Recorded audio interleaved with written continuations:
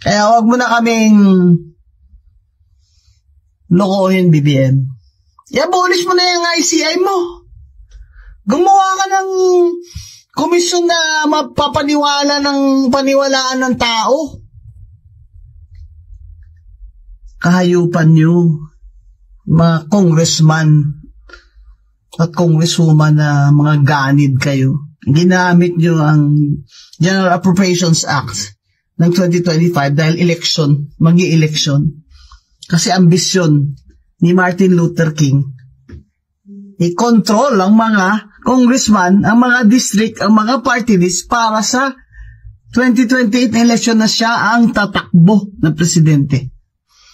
Kaya wag mo na kaming lokohin, BBM.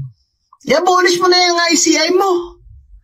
Gumawa ka ng komisyon na paniwalaan ng tao. Yung mga nilagay mo dyan, wala yan. Tuta mo lahat yan.